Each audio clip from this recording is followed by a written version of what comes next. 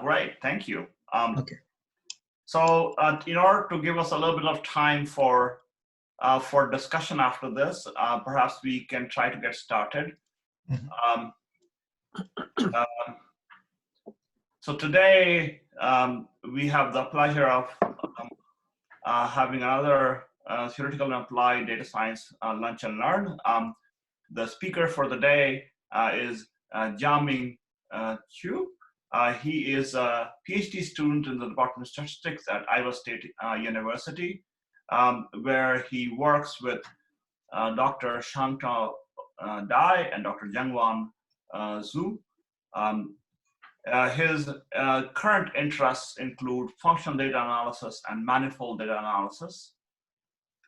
Prior to coming to Iowa State, he was at University of Michigan, Ann Arbor, where he got his master's, and Tsinghua University, where he got his bachelor's. So please do stay around after the talk for Q&A. Why don't you go ahead and get started, Yamin? Right, thank you. Hello, everyone. Thank you for coming to this talk. And today's talk will be about some nonparametric estimates for densities, especially when you have heterogeneity in the sample sizes. And this work is supervised by Dr. Dai and Dr. Zhu of the Department of Statistics at ISU. And well, again, thank you for coming. So let's get started.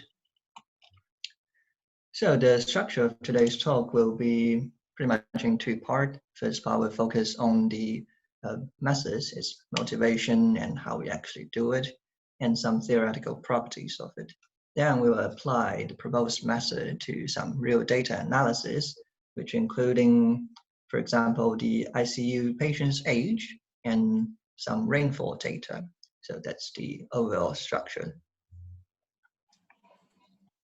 Right. So now we start with the first part. So let's give a motivation example. Let's consider the age at admission distribution of the ICU patients.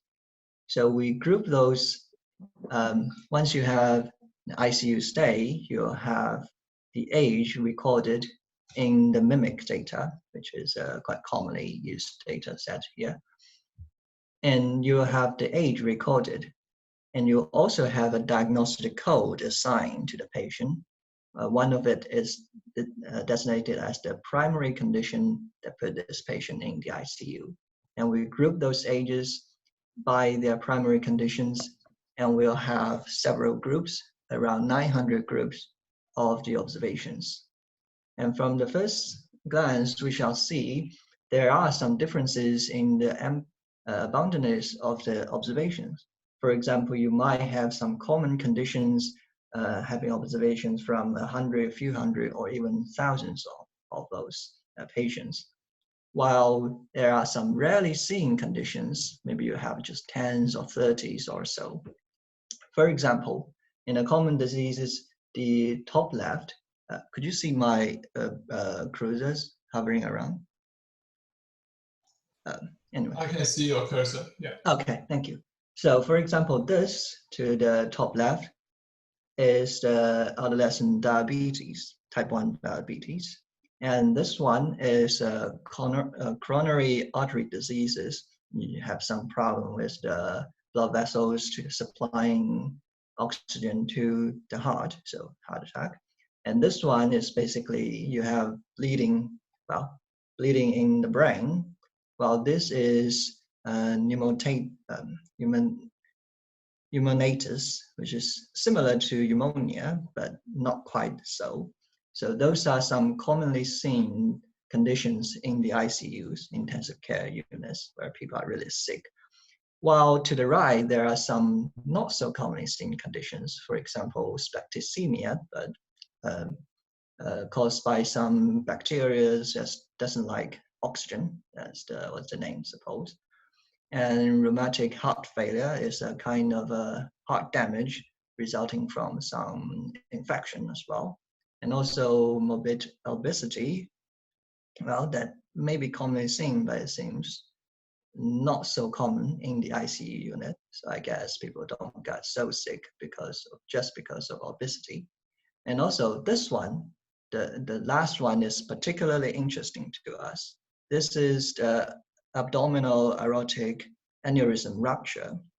What that means is you will have the patient will have a localized enlargement in the main artery of the body, and it ruptured. This is a very dangerous condition which can kill people in a moment. However, we don't see that common in ICU units. And according to NHS, I Googled the name and found some resource. For example, the NHS says that is most common in men aged over 65, and is accounted for, and it accounts for more than 1 in 50 of all deaths in such age group. So it's not so rare, but we don't see it that much in the ICUs, supposedly because it kills too quick that people don't even make to the emergency room.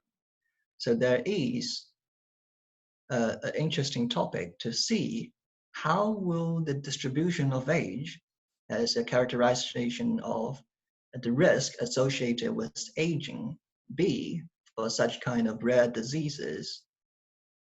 Though the practical question is, we can't actually draw a nice distribution estimate for it. For example, the dotted black curves are the traditional KDEs for it.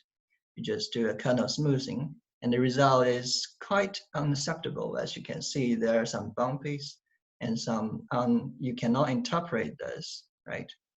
So that's the issue. So what we propose is a method to borrow information from the commonly observed ones, as we believe there may be some underlying common land for those commonly seen diseases and those rarely seen diseases. And we might be able to borrow information from the commonly observed one, from those we have more information, and to use it in those conditions that are rarely seen. So that's the question and some idea of what we're going to do. So to formulate that, the data structure I'm more interested in will be a grouped samples. For example, you will have Xij, and for each I, it will be an ID sample from some common density, Pi, where those Pi are drawn from some underlying distribution families. For example, a normal distribution family, but with different means and standard deviations. And our question will be how to draw a density estimation for the unobserved densities, especially for those with smaller sample sizes, as we've seen here. And perhaps further on, try to do some likelihood-based inference with this. Well, the classical approaches, for example, are the KDEs, as we just showed, and some log spline is effectively using qubit spline to approximate the log densities. Those are the classic non-parametric methods, which can be very flexible, but they cannot borrow information among the groups, and sometimes they are too flexible and cannot be interpreted. Well, the parametric method are, for example, for statistic, if you look at the data structure, the first come out to mind might be some linear models, for example, random effect models, if you're just interested in the mean or so, where you can, one-way ANOVA, something like that. You can borrow information across the stresses. But the thing is, in that step, there is a modeling assumption that is vital, where it is an assumption, so you must make a good guesses on the underlying distribution itself. But so we're kind of thinking, is it possible that we combine the good things of those two methods to enjoy the flexibility of non-parametric ones, and also enjoy the information borrowing strengths of the parametrics ones?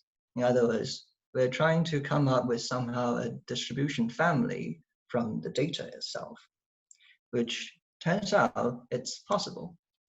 So let me illustrate this example, illustrate this idea with a toy example. So what this is, to the top left, are the randomly generated densities from normal distribution. Per se, I just randomly generate some means and some standard deviations, and I plot the densities there. Then I take a log of those densities. And it appears to be more structured compared to the densities. They are just a pointwise log of the density curves. So now, how about consider a functional principal analysis, a principal component analysis, or FPCA? It's pretty much similar to the classic PCAs where you have, but just treating those trajectories, those log densities, as a numeric vector, and instead working with the covariance metrics, doing SVD, you're now doing coherent naive decomposition and using the information you got from the covariance operators. But calculation-wise, it's pretty much similar. So now, doing an FPCA, you will have the result shown as a pointwise mean and the eigenfunctions, so that the log densities can be expressed as the mean plus a linear function, a linear combination of the eigenfunctions, just like in the good old PCA. So now, one thing is, especially this eigenfunction is pretty interesting because it looks surprisingly similar to a linear function and a quadratic function. So if you go back to the normal distribution itself, recall that the sufficient statistics for the normal distribution is exactly x and x squared. In other words, the linear and quadratic functions are the sufficient statistics. Or in other words, if you take a look, take a logarithm of the normal distribution, you will have some constant plus some baseline measures plus a linear combination of a linear and quadratic functions, which is exactly what we have here. In other words, we don't even actually need to know this normal distribution family in the first place. We can reconstruct it from the mean and eigenfunctions of the FPCA results.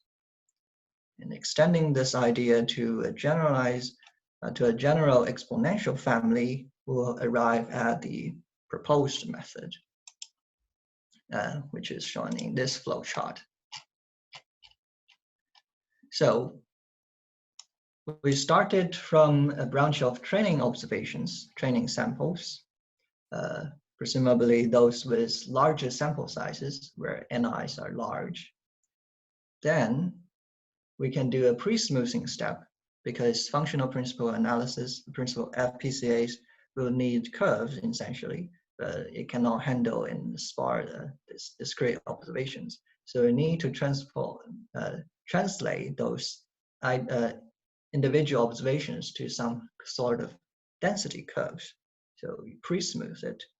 In other words, you just use some KDEs or whichever non-parametric smoother you like to draw some density estimates for it.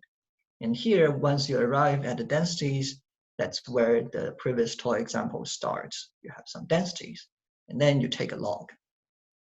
Here, I used a centralized log, which means it's pretty much a Gram-Schmidt process to take out the constant part in the log densities.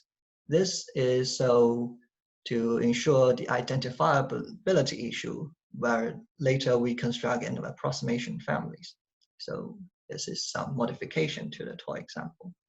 Once you have the log densities, you just do the FPCA or coherent naive decomposition to write your log density as a sum of the mean, and the linear combination of the eigenfunctions phi's. Now here you have two parts.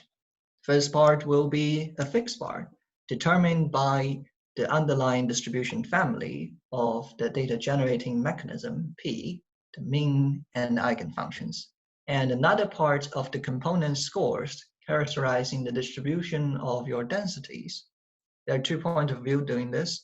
You can either view this component scores as an observation to some latent random variables, as if you're doing a hierarchical model, or you can also view this in a Bayesian point of view as some prior put on top of the parameters.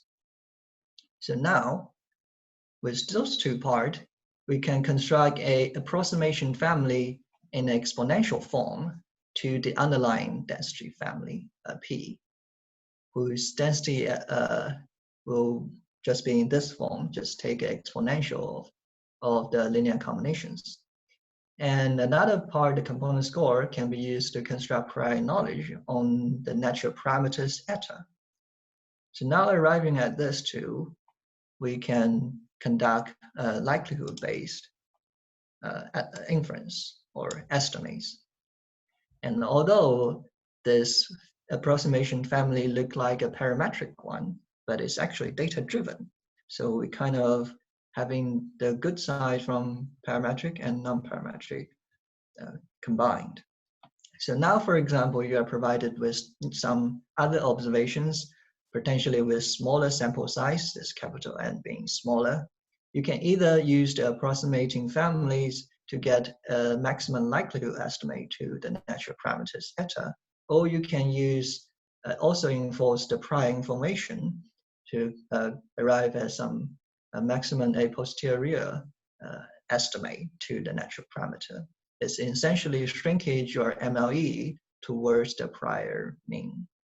So that's the overall idea of our proposed method. So with this in mind, how do we assess the performance? Well, since what we want is some parametric family, or at least look like a parametric family, and we want to do some likelihood-based estimation in the very least. So perhaps a good choice for performance assessment will be information loss. For example, the Kullback-Legberg divergence. This is used because this is tied to the likelihood approaches, as the MLE is basically maximizing the empirical version of this KR divergence, right? So it serves as a goodness of fit of the approximating families. If this were to be small, it means our approximating families, the exponential one we just constructed, will be a good alternative to the underlying one, and we don't even need to assume anything except being exponential. And some notations, for example, you have some MLE to the natural parameters, you just plug it into the approximation family, and you have a plug-in density estimate with the first K components as so. And another thing I want to mention is the information projection. If you're given some density in the actual family, you can project it to the approximating one, where the projection will be the element in the approximating family, pk, minimizing the KL divergence. So it's basically minimizing the information loss. So that's the notation. And it turns out we have a theoretical result for it, which basically means if you use sufficient amount of components or sufficient of K large enough, you can approximate the underlying family as good as you want. Here, this lambda are the eigenvalues of the covariance operators associated with the random densities.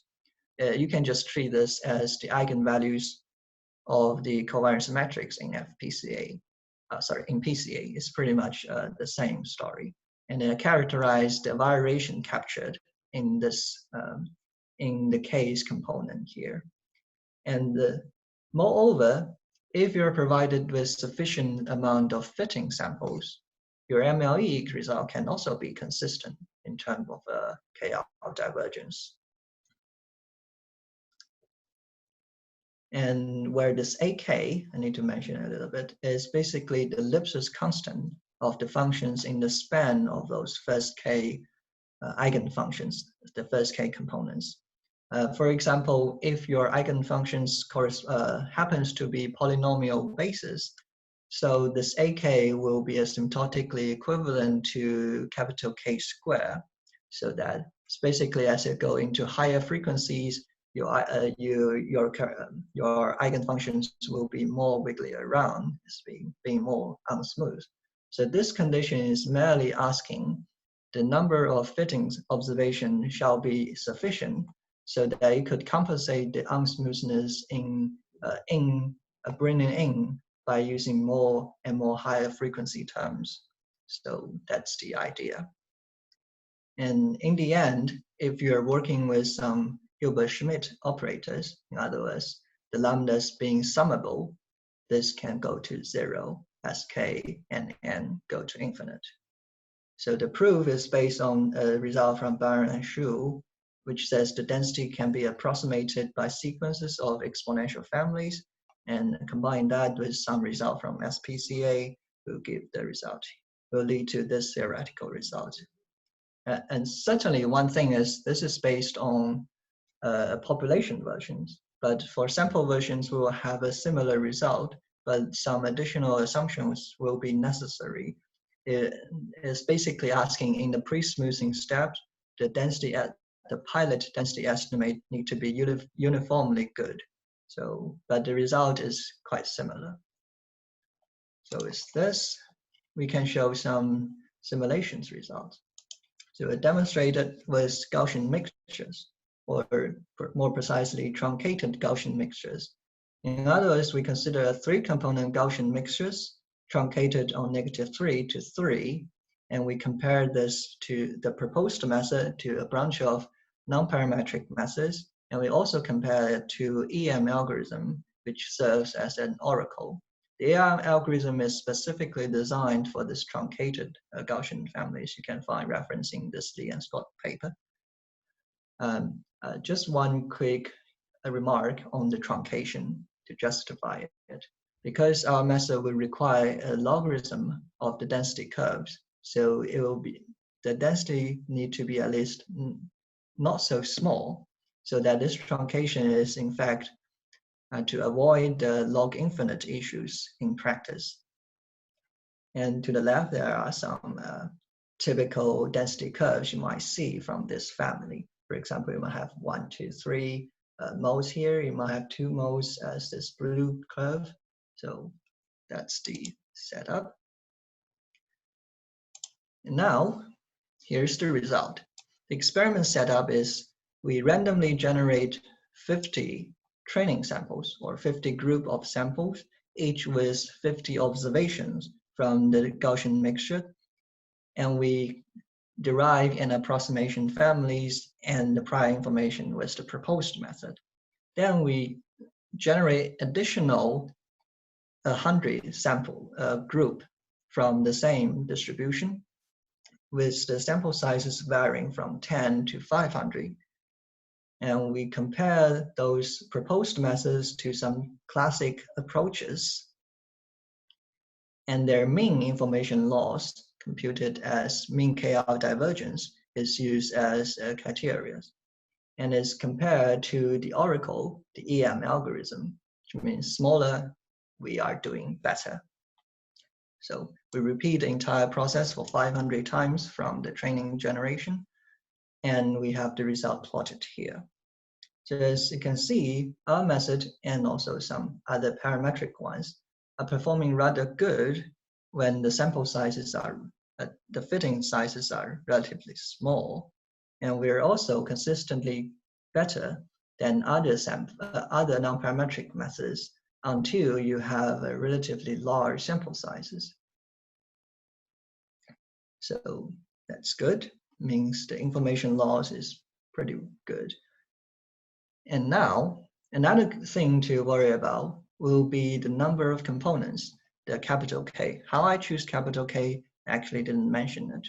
We propose to use AIC to choose the number of components to use. In other words, you maximize the likelihood, the log likelihood, and you add a penalty by the number of components you use to it, so that you can balance being, well, you have to represent the data well, and you should not be overfitting if you use, which could be a risk if you're actually using too many components, so that your model being too flexible, right?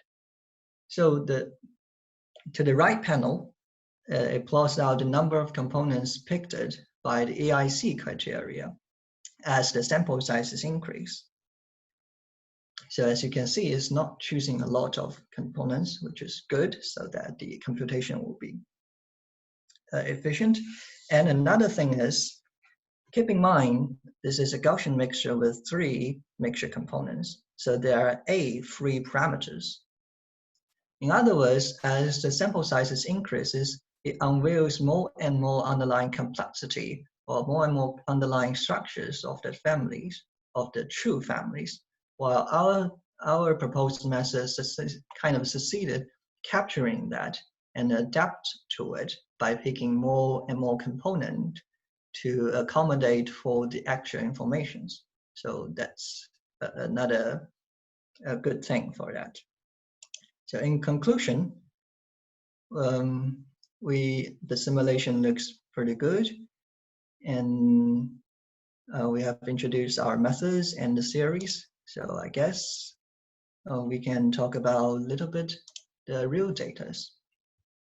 So let's back to the initial motivating example of the age at admission for the ICU patients. So to the right panels, the red, blue, and green curves are the density estimates drawn by the proposed method. And at first glance, we can see at least it is smoother than the KDEs, so that it will be easier to perceive and looks more reasonable, right? So as I've been talking about information borrowing, I actually want to show you how this information borrowing is enforced in a more straightforward way, which arrive here.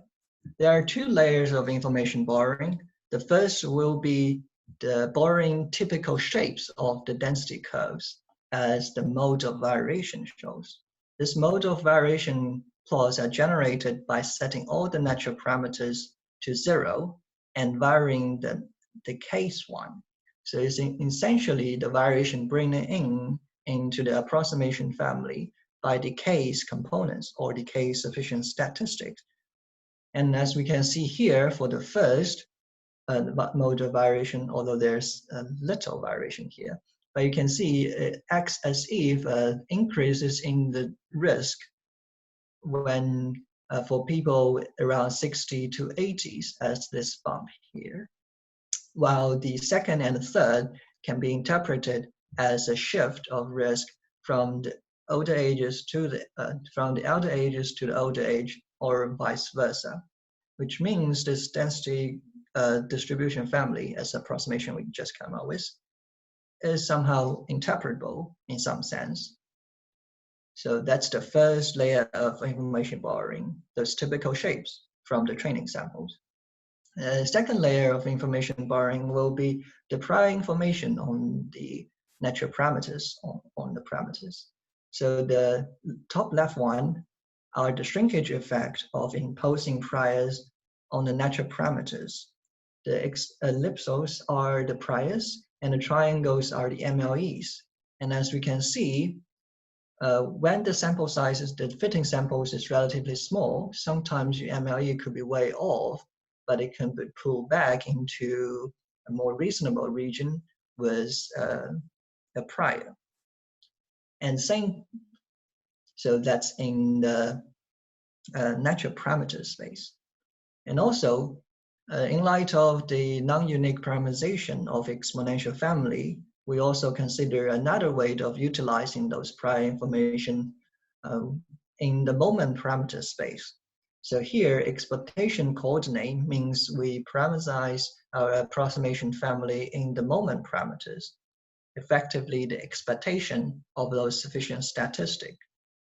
And note that the conditional expectation of sufficient statistic conditioning on the parameters, the moment parameters, will be exactly the moment parameters itself.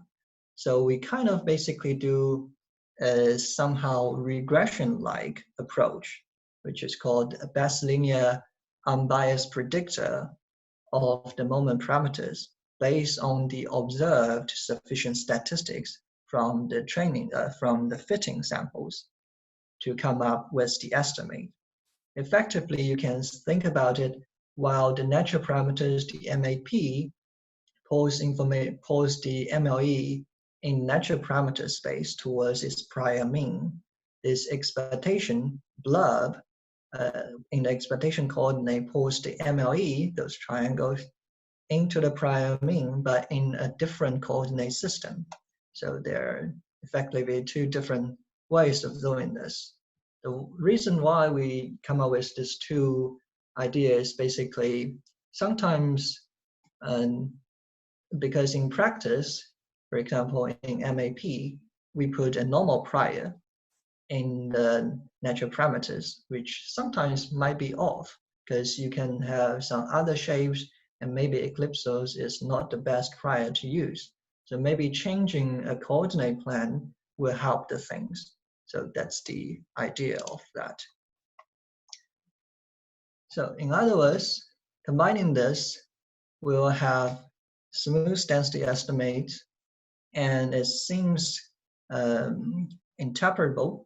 So how about the goodness of fit? In other words, the information loss. So we still want to know the information loss. But one question here is we don't have the actual densities observed. If we want to compute the KL divergence, there's one constant part we cannot tackle. So just drop it and we arrive at the cross entropies. Still, there is a true P needed. So how about just using a leave one out scheme, a leave one out cross entropies, where basically you just come up with a density estimate with the J's observation allowed, and then you evaluate that. This is basically an average of the negative log likelihood, and certainly under identical IID assumptions, the expectation of the leave one out cross entropy will be the cross entropy itself. And since we're fixing the underlying truths, this could be an honest reflection of the information loss, right? So with this, we arrive at this table result. And let us just focus on the last two columns. This is the mean information loss computed by the leave one out cross entropies. And how do I do it? I set a threshold.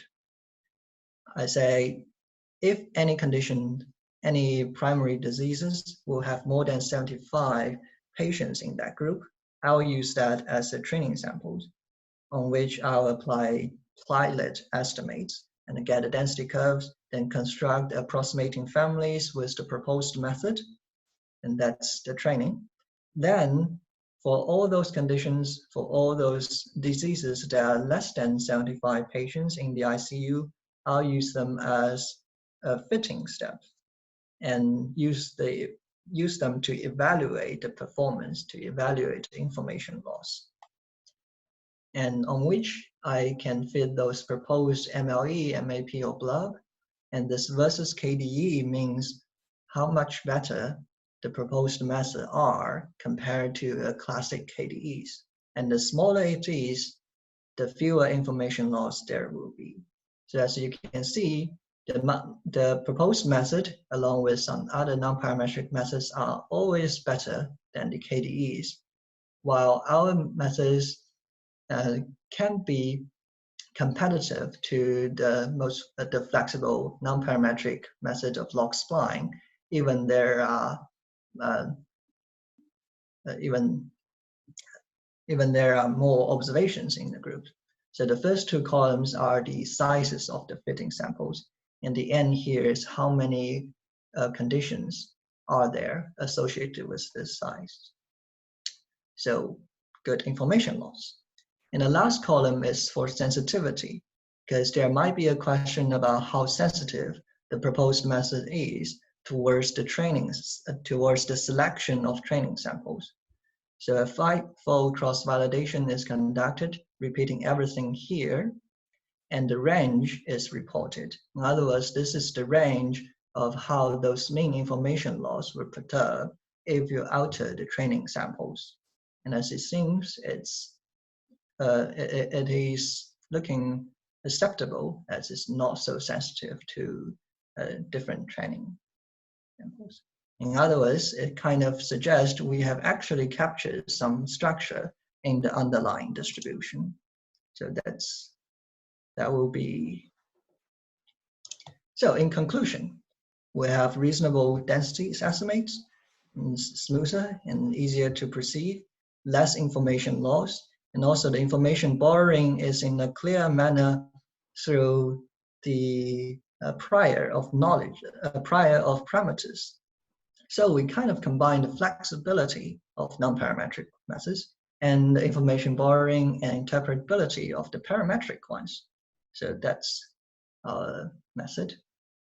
So next, I will show one more example very quickly about the rainfall to illustrate how the proposed method can be used to estimate some interesting quantities deriving from the estimated density functions as Haihe Basin rainfall. So this river is a river in the northern China, and there are 200 or so weather stations recording hourly rainfall, and all of them will have more than 30 years of records. So one question is how rare those extreme events would be. For example, how big a rain would you expect in every 10 years, 50 years, or even 100 years? Though one can imagine historical records must be very important in this kind of research. However, one situation is some stations in some location might be newer, so they will have a shorter record. Therefore, to answer this extreme value or extreme event question will be heavily relying on the modeling assumptions. For example, in the classic ways,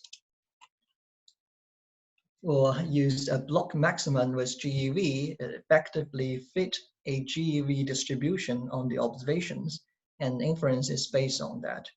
However, the cons is it's an asymptotic result, and it might suffer in finite sample cases. One more thing is that focuses on the tail, and the bulk part may be bad.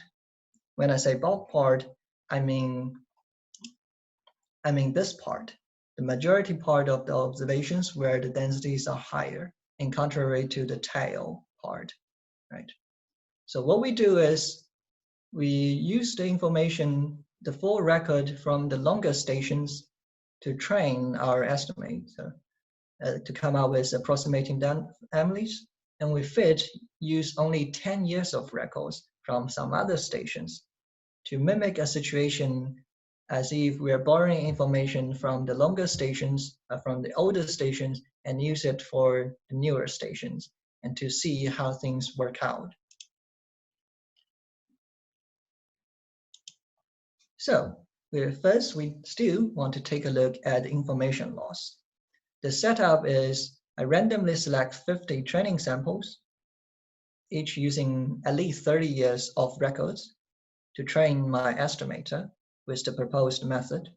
And then I get 100 pieces of 10 years of record from some other stations and use it to fit it and compute the information loss with leave one out cross entropy as described previously. And I repeat the entire training and testing procedure for 10 times. And the plot is shown here. So why I say it will be the bulk part?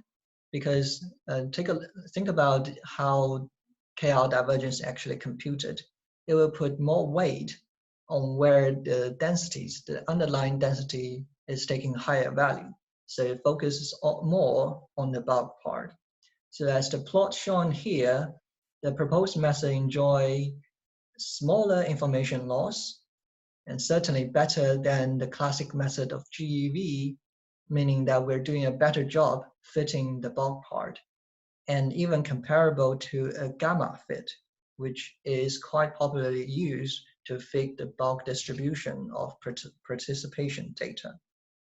And certainly the non-parametric methods are quite bad because we only have 10 years of record. So bulk part is good. So how about the more important question of the extreme events? That will be the tail part. But before that, let me provide a short introduction on return level. So it's basically the T-year return level is the level you expected to be exceeded once in time T, in year T. You can view it as a solution to the expectation of number of exceedings being 1 or the expectation of the first exceeding stopping time, tau u here. So basically, once you have a process, random stochastic process, and tau u will be the stopping time, which is the process first exceeding u. So that's this return time. And under some assumptions, stationary or identically distributed, it will be basically the 1 minus 1 over t quantile of the distribution function. So that is how it is estimated. You fit a model, you get an estimated distribution function, and you compute the quantile of it. And the empirical return level will just be the empirical quantile from the observations. Some reference could be found in this 2 textbook.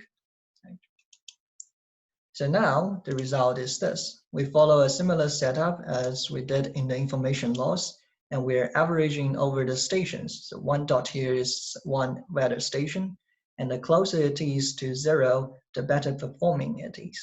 So as you can see, especially when we are pulling information from the prior on the parameters, the MAP and blood performing quite well as their mean differences being closest to 0 and their spread smallest.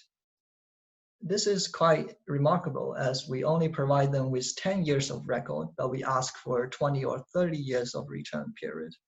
And even compared to the GEV, the classic method, our variance is smallest, as there are some outliers for the GEVs and pulling this mean differences out of the plotting range. And one more quick remark will be the gamma fix appears to be underestimating the return level as it focuses too much in the bulk part. So in conclusion, our estimate is doing well in the bulk part and also similarly doing quite well fitting the tail.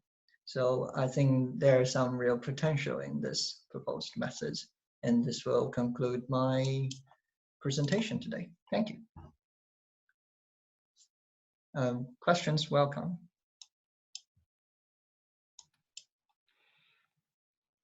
So this is Jonathan Smith. I have a question about the climate data, the rainfall. Yes. With the climate change, you have the possibility that the last 10 years are seeing much more extremes than in the previous 20. So how do you justify your training based on the full 30-year data when being aware that the first 20 years may not be typical for what is the current situation? Oh, I see. So okay, so I think I can answer that question. Thank you, Dr. Zhu. Yeah, so we do assume some stationarity in this data set for the last 30 years. And even though it is undisputable that there are some global warming going on in the last century, the last 30 years, the temperature increase has not significantly impacted the precipitation in that area. So there are some tests that's been done there that didn't show a significant increase or decrease of the precipitation over the last 30 years. Oh, okay, yeah, thank you. Diaming, nice talk. I was wondering about, you know, in the first part of the talk, you basically have like one categorical factor that is varying. Is it easy to extend your method to allow other sorts of covariates and more complex, covariates that affect density? Yes, the question, good question. Thank you, Dr. Townsend. We have been considering that question as well. The current step is, it seems it can only accommodate for categorical variables as grouping variables. You might combining multiple categorical variables, making smaller and smaller groups as long as the pre-smoothers can handle it. However, we're kind of not having a very clear sight of how we can accommodate for continuous variables as groupings. So for example, we have been thinking about using some local likelihood approaches to construct some non-parametric link so that we can construct some totally non-parametric alternative to the GLM, but that's still haven't been really answered yet, but that's maybe a very good potential development. To Dan's question, I think the main issue lies in the data. So I think one could devise method to handle continuous predictor covariates by, for example, chopping, as Jiaming said, chopping them into small intervals and grouping them. I haven't thought about some actual data structure that will allow us to do this, but that is certainly very interesting. I think that could be done with enough amount of data. Great, thank you. Thank you. Any other questions?